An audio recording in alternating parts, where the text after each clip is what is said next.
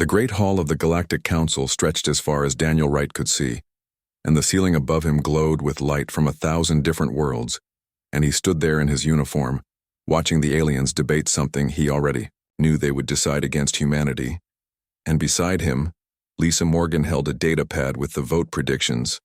and her face showed what Daniel already felt, and it was the understanding that Earth's voice meant nothing here, and the Council had existed for 12,000 years, and humanity had been part of it for only 200. And in that time they had learned one important truth, and it was that the powerful species did not listen to the weak ones, and humanity was still weak in their eyes. The Kralix dominated the military discussions with their massive ships and warrior culture, and the Sephron controlled most of the advanced technology, and shared it only with their closest allies, and the Vorath were the oldest species. And they spoke of wisdom and tradition but rarely helped anyone. And then there were hundreds of smaller species like humanity, who cast votes that changed nothing, and proposed ideas that were ignored and attended sessions where decisions were made before. They even arrived, and Daniel had been coming to these sessions for 5 years now. And he had watched Earth's ambassadors try to make a difference and fail every single time. The current debate was about the Outer Rim Protection Act, and the name sounded good, but the reality was different. And what it really meant was that the Kralix would put their military bases throughout half the galaxy, and they would control the trade routes and inspect every ship and demand payments for safe passage. And Earth had colonies in the Outer Rim, and those colonies would suffer under Kralix rule, but the vote was going to pass anyway because the Kralix had made deals with enough species to win, and democracy meant nothing when power was distributed so unevenly. Lisa looked up from her datapad and whispered that the vote would happen in 10 minutes.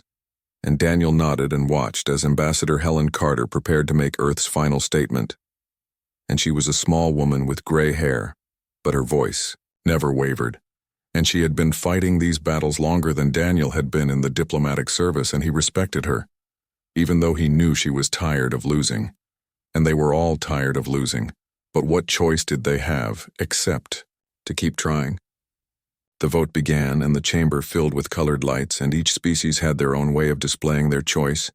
and the Kralix showed red for approval, and the Sephron showed blue for abstention, and the Vorath showed red as well.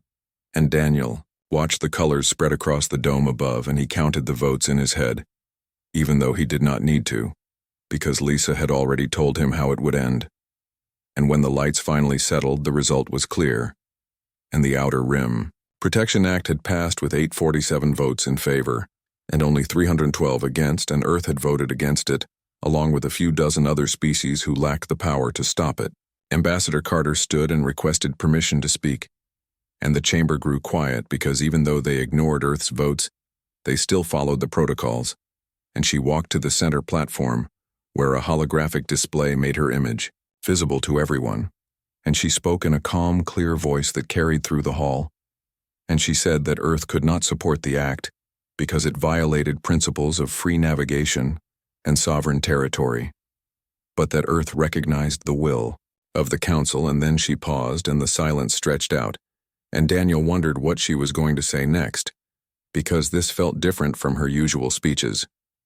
She said that effective immediately, humanity was withdrawing from active participation in Galactic Council affairs, and the words hung in the air like a bomb that had not yet exploded. And she continued speaking, and explained that Earth would maintain its embassy and honor all existing treaties, but would no longer cast votes or propose legislation, or involve itself in council politics. And the chamber erupted in noise, and Ambassador Krell of the Kralix stood to his full height, and his scales gleamed like black metal. And he said that humans were sulking like children who could not get their way. Helen Carter looked at him without any fear, and said that humanity was not leaving but simply choosing silence. And perhaps the council would find it more agreeable than their dissent. And then she turned and walked out of the chamber, and Daniel and Lisa followed her, and behind them the council continued to debate and argue about what this meant.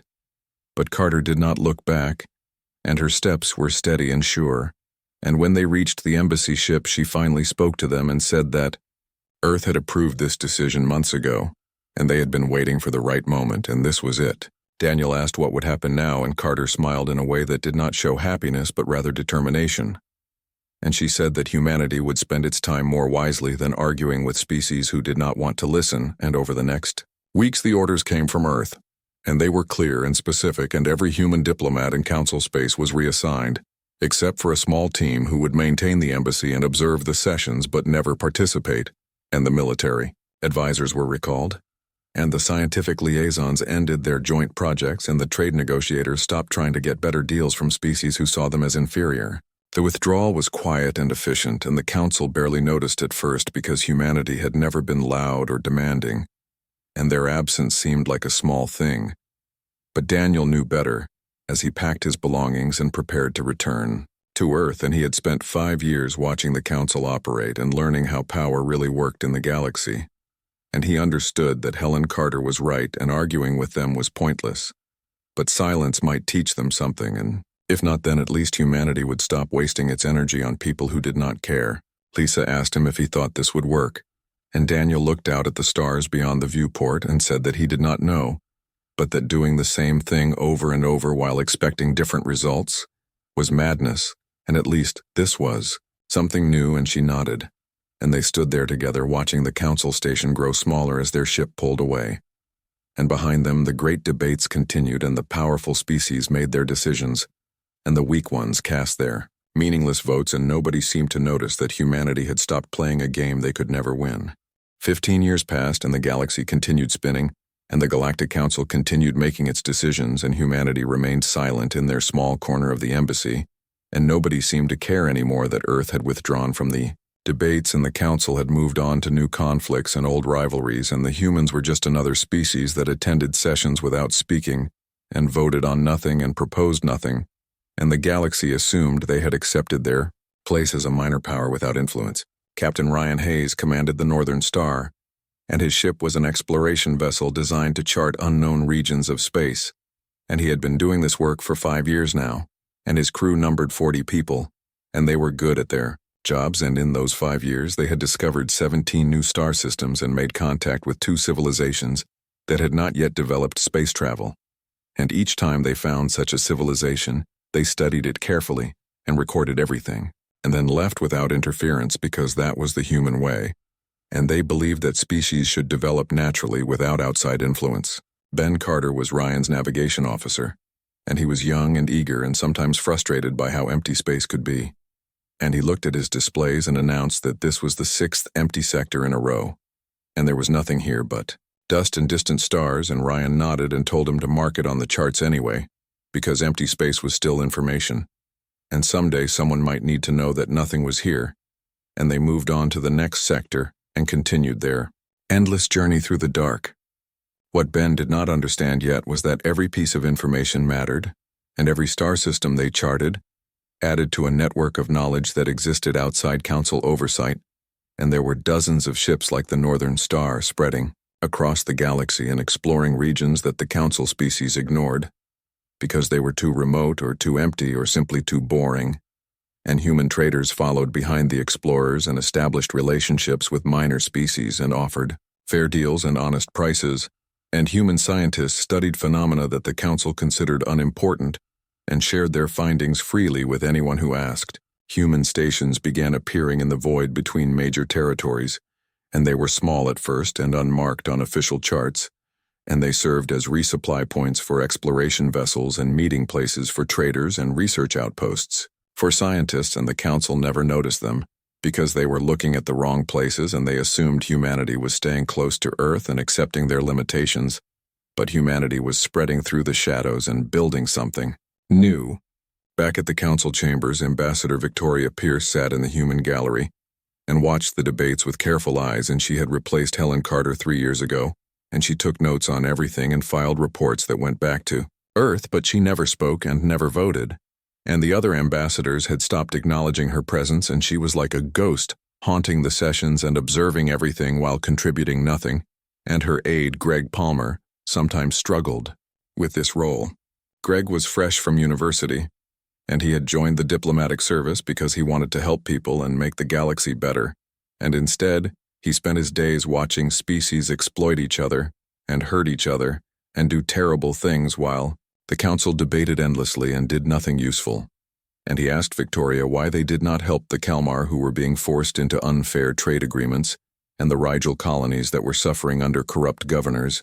and Victoria listened to him and then explained that humanity had tried helping before, and the council had not wanted their help and had wanted their obedience instead. Greg said that people were suffering and someone should do something, and Victoria agreed, but said that the council needed to learn, and they could not learn if someone always rescued them from their mistakes, and Greg asked if they should just watch while innocent beings suffered, and Victoria said yes, and her voice was sad but firm. And she explained that sometimes the greatest kindness was allowing people to face the consequences of their choices, and the council had chosen this path, and they needed to walk it. The debates grew more heated as the years passed, and the Kralix and Sephron entered a bitter dispute over mining rights in the Tarlis sector, and both sides moved military ships into position and threatened war, and smaller species fled the region and begged the council to intervene. But the council was divided and could not agree on action, and the Vorath had withdrawn into isolation after a plague devastated their homeworld, and without their mediation, the other species could not find common ground. Victoria watched all of this and wrote detailed reports and sent them to Earth, and she noted the patterns and the weaknesses and the ways that council species interacted and fought and negotiated and failed, and every piece of information went into databases that human analysts studied,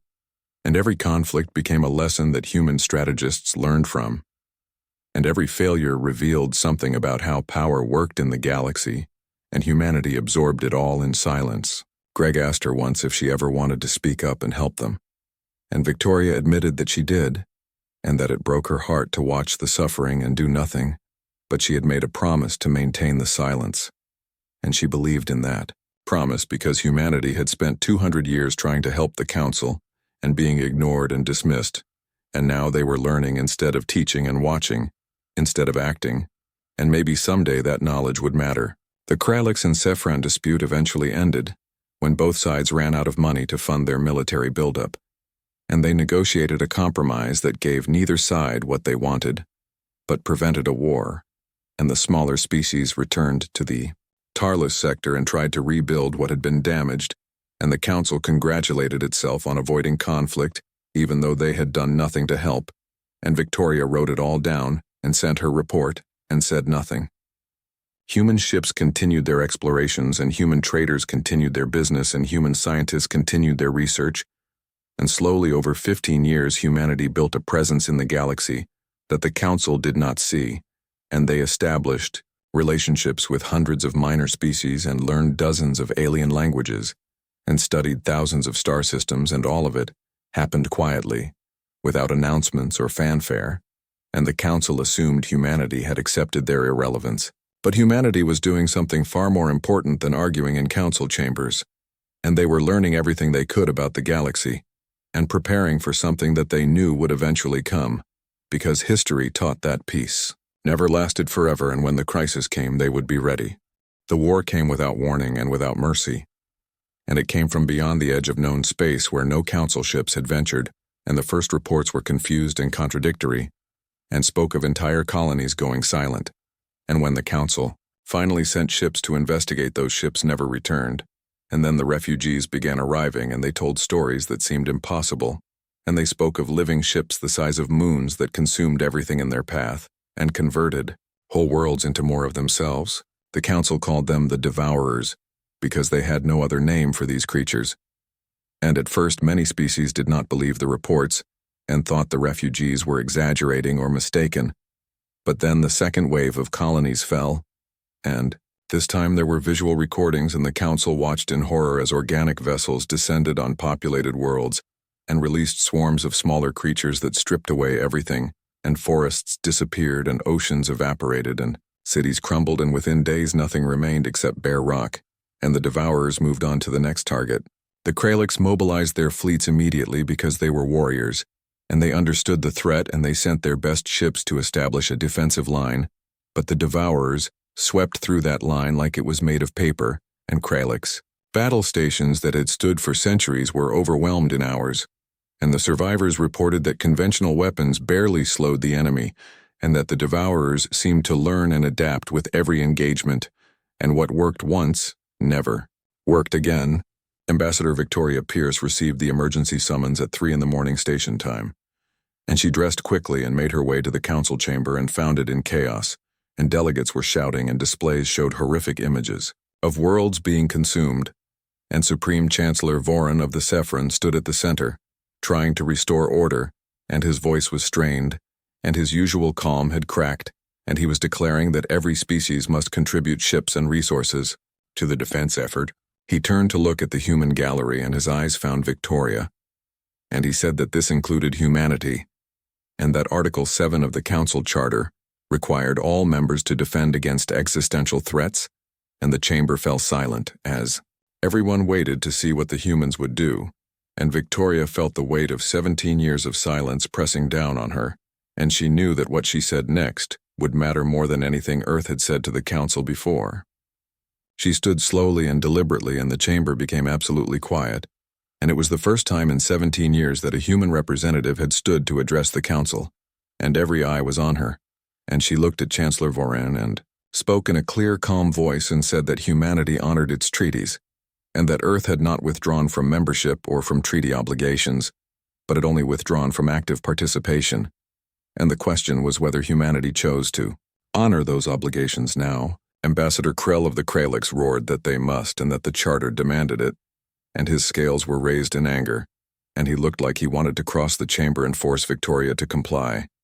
But she stood her ground and corrected him, gently, and said that the Charter requested it, and that humanity would consider that request and provide an answer in 72 hours,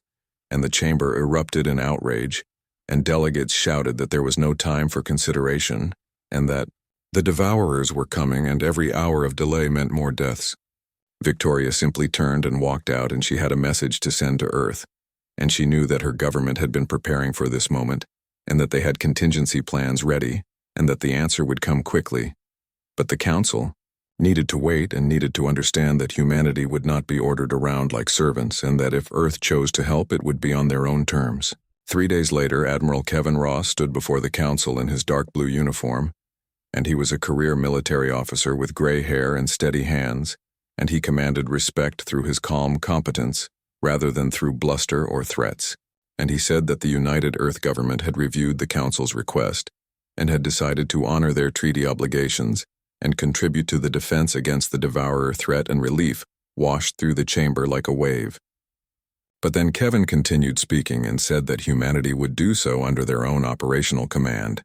and that human forces would coordinate with Council fleets but would not be placed under foreign authority, and additionally, Earth requested full access to all intelligence regarding the Devourers and permission to operate throughout Council space without restriction. And Chancellor Voron looked like he wanted to argue, but another colony had just fallen,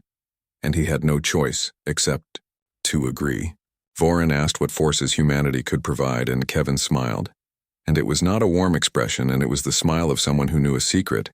And he said that the 3rd, 7th, and 9th fleets were already en route and would arrive at the defense perimeter in 18 hours, and additionally, Earth was activating reserve forces and deep space reconnaissance units, and in total humanity would commit 473 warships and approximately 200,000 personnel to this effort.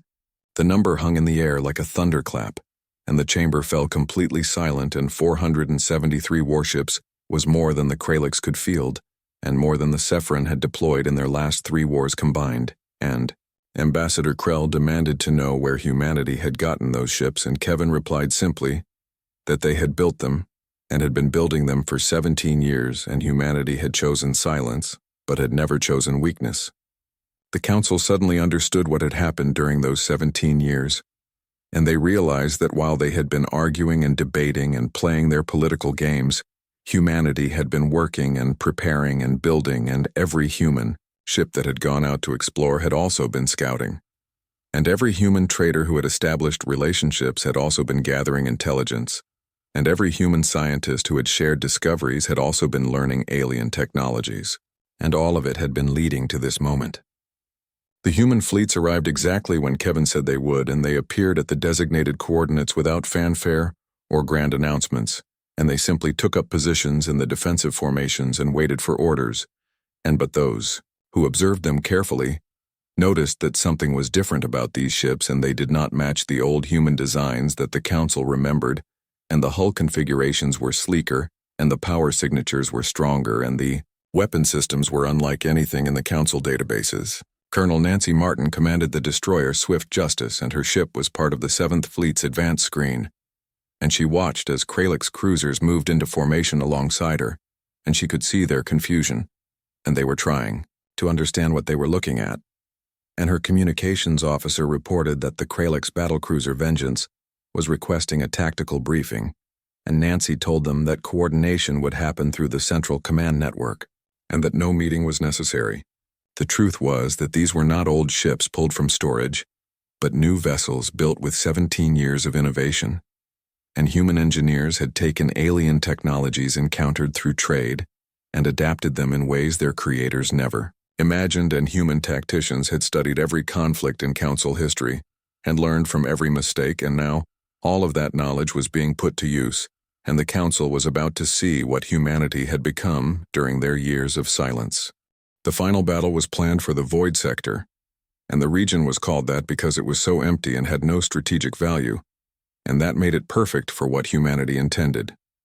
And Admiral Kevin Ross stood on the bridge of the Dreadnought Horizon, and he commanded the combined fleet of human and Council forces, and this was the largest military force ever assembled in galactic history,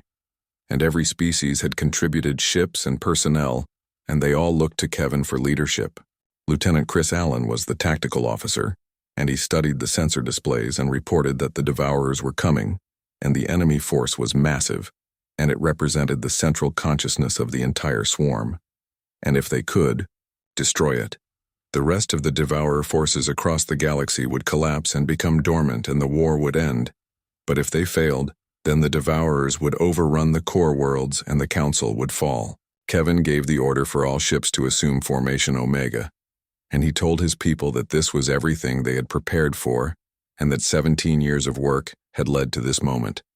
And the fleet moved into position with practiced precision, and human ships took point positions while Council vessels formed the flanking forces, and everyone knew their role and had trained for this battle. The Devourer swarm emerged from hyperspace and filled the void with their presence, and there were tens of thousands of organic ships, and at the center was something that looked like a planet but moved like a living thing, and it pulsed with energy and coordinated the entire swarm. And this was the central consciousness, and destroying it was the only way to win. And Kevin watched it approach and felt the weight of billions of lives depending on what happened next. The battle began, and it was brutal and chaotic, and ships died on both sides, and the void filled with fire and debris, and human vessels executed their attack patterns, while Council forces hammered the Devourer flanks, and the plan was working, but barely. And the Devourers adapted quickly and found ways to counter human tactics, and the fight became desperate, and losses mounted on both sides. Admiral Patricia Stone commanded a strike group that drove deep into the enemy formation, and her ships took terrible damage but kept pushing forward, and they needed to get close enough to the central consciousness for the weapon to work, and every meter was bought with blood and metal, and her crew fought with determination born from 3 years of war, and knowing that this was the last chance. The Council forces were struggling because the Devourers had adapted to their weapons and tactics, and Kralix battleships that had seemed invincible were being torn apart, and Seafrin cruisers with their advanced shields were failing, and the Vorath, who had finally emerged from isolation to join the fight, were losing ships at an alarming rate, and only the human forces seemed able to hold their ground because they kept changing their tactics and never used the same strategy twice. Kevin watched the battle unfold and made adjustments in real time, and he redirected ships and changed formations and exploited weaknesses as they appeared, and his calm voice over the communications network kept everyone focused and coordinated, and officers from other species followed his orders without hesitation, because they had learned to trust human leadership, and they knew that Kevin understood warfare better than anyone. The moment came when the central consciousness was exposed, and Patricia's strike group had fought through the defensive swarms and cleared a path, and Kevin gave the order and the singularity device was activated, and it was a weapon based on theoretical physics that human scientists had been developing in secret for decades, and it used technology from a dozen species that humanity had traded for and refined in quiet laboratories far from Council oversight. The device created a controlled singularity, and space itself began to twist and collapse around the central consciousness, and the Devourer's ships tried to flee, but the gravitational pull was too strong, and they were dragged back toward the singularity. And the central consciousness pulsed with desperate energy and tried to escape, but the weapon had been designed specifically for this, and there was no escape. The singularity collapsed and took the central consciousness with it, and for a moment space seemed to scream, and then everything was silent, and across the galaxy, Devourer forces stopped moving, and their organic ships went dormant and drifted, like dead things in the void, and the invasion was over and humanity had saved the Council. The victory came at terrible cost, and thousands of ships had been destroyed, and hundreds of thousands of personnel from all species had died, and the fleet that remained was battered and exhausted, but they had won. And slowly the realization spread through the survivors, and they began to celebrate and mourn at the same time. And Kevin stood on his bridge and felt the weight lift from his shoulders, and he was tired, but proud of what they had accomplished together. The Galactic Council convened weeks later to honor the victors and discuss the future, and medals were awarded, and speeches were made, and representatives from every species praised the courage and sacrifice of those who had fought, and Ambassador. Victoria Pierce sat in the human gallery and watched it all, and she was older now with more gray in her hair, and she had witnessed 3 years of war from the Council chambers, and had worked tirelessly to coordinate support and supplies. Chancellor Voren approached her after the ceremony, and he looked tired and humbled, and he said quietly that humanity had saved them and had never asked for anything in return.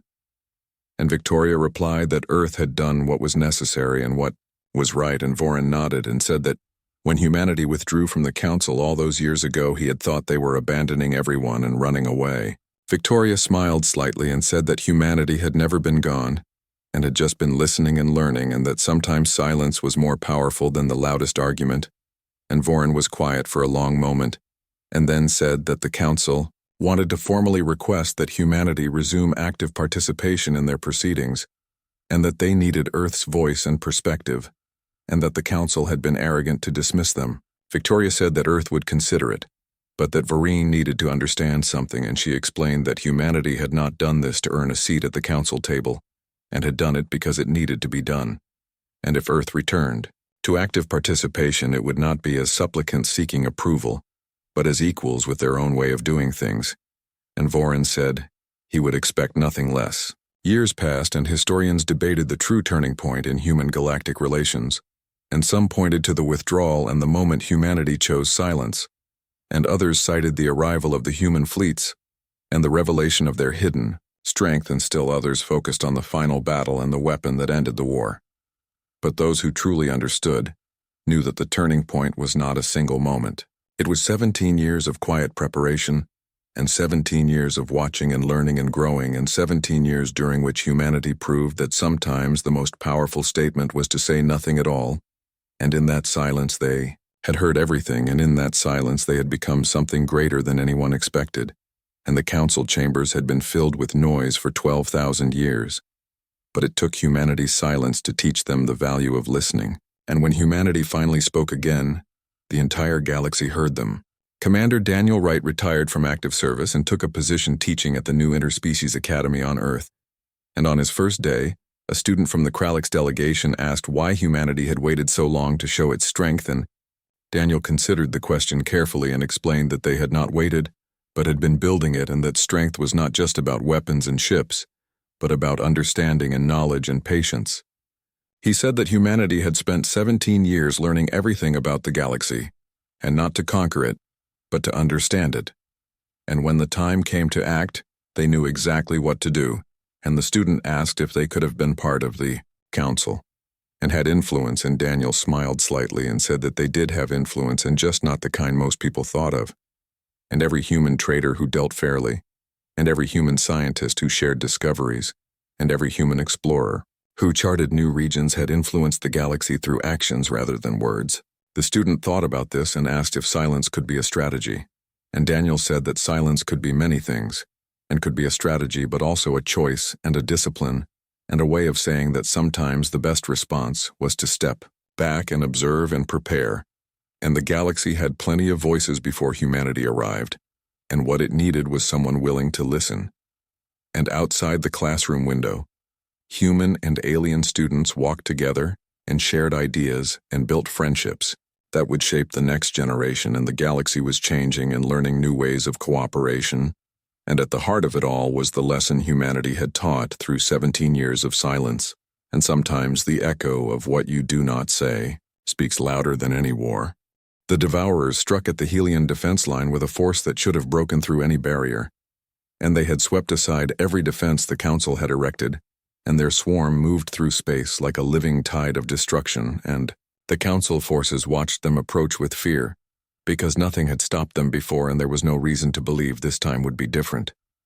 But this time, the human Ninth Fleet was waiting. Admiral Patricia Stone commanded from the carrier Enterprise, and her ship was massive and served as a mobile command center. And she watched the Devourer swarm approach on her displays, and they moved with unsettling coordination and looked like a writhing mass of organic vessels that seemed more alive than mechanical. And her tactical officers counted thousands of individual ships,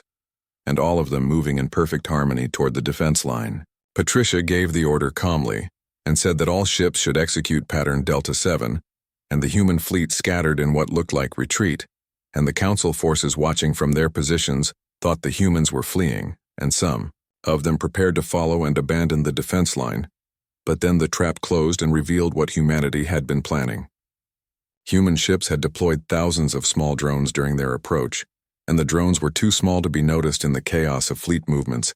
and they had drifted through space like debris. And now those drones activated and created a network of energy fields that channeled the Devourer swarm into a kill box, and the organic ships tried to scatter, but the energy fields herded them like livestock and forced them into a narrow corridor where human weapons waited. The human railguns opened fire, and they had been upgraded with Cephren targeting systems that could track individual targets through the chaos, and the projectiles moved at a fraction of light speed, and when they hit the Devourer ships, they tore through organic armor like paper, and human missile systems launched salvo after salvo, and the missiles used Kralix explosive compounds that had been enhanced and modified, and when they detonated, they released energy that disrupted the biological processes of the Devourer vessels. The Devourers died by the thousands, and their swarm broke apart as individual ships tried to escape the kill box, and human destroyers picked them off one by one. And the battle lasted 6 hours, and when it ended, the Helian defense line still stood, and the Devourer swarm had been shattered, and it was the first major victory against the invasion, and it changed everything.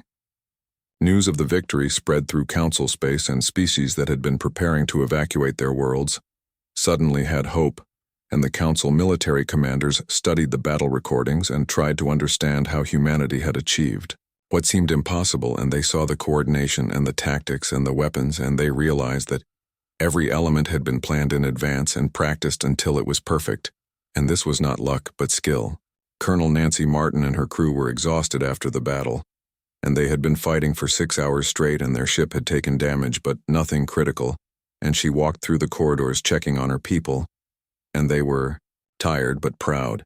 and they knew they had done something important. And when she reached the bridge, her communications officer told her that 17 different Council ships had sent messages of congratulation and thanks. Nancy told her crew they had done well, and then ordered them to begin repairs because the war was not over, and there would be more battles, and they needed to be ready, and the Devourers would learn from this defeat and adapt, and humanity needed to stay ahead of them, and that meant constant improvement and constant vigilance. The war continued, and humanity proved itself again and again, and human ships appeared where they were needed most, and their intelligence networks provided crucial information about Devourer movement patterns, and human medical teams treated wounded from a dozen different species, and human engineers designed new weapons based on what they learned from each battle. And through it all, humanity remained quiet and focused. There were no demands for recognition, and no speeches about human superiority, and no attempts to leverage their contributions into political power, and the human forces simply did their work and coordinated with their allies. And when battles were won, they moved on to the next crisis, and this confused many Council species, because they expected humanity to use this opportunity to gain influence and demand respect. But the humans just kept fighting. Dr. Ellen Foster worked in a field hospital on the border world of Kelmar, and she was exhausted after 30 hours of continuous surgery, and her hands were steady despite her fatigue, and she had learned to function on little sleep and endless cups of coffee, and the wounded kept coming and she kept working. And right now a young Vorath soldier lay on her table, and he was barely more than a child by his species standards. The Vorath asked if he would live, and his voice was weak and frightened, and Ellen worked on repairing the damage to his thoracic chamber, and told him yes, and that he would live and go home. And the young soldier whispered his thanks and said that humans were different than the Vorath had thought, and Ellen paused in her work for just a moment and asked how so. The soldier said that his people had thought humans were weak and soft, and that humans did not fight in the council and did not argue, and just watched, and Ellen agreed that yes, humanity had watched. And the soldier continued and said that the Vorath had been wrong and that humans were not weak but had been learning and preparing.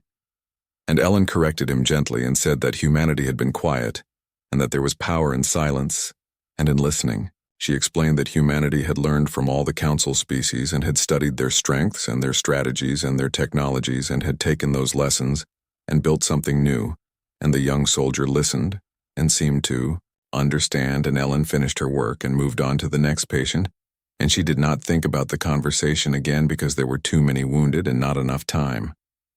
The battles continued across multiple sectors, and human forces fought alongside council fleets, and slowly they pushed the Devourers back, and every victory was hard-won and costly. But the tide was turning, and the council began to believe they might actually survive,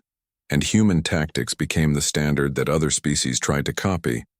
and human weapons were shared with allied forces, and human commanders coordinated the combined fleets with skill that impressed even the Kralliks. Admiral Kevin Ross organized the defense of the core worlds, and he worked 18-hour days coordinating hundreds of ships from dozens of species. And he did it with patience and clarity,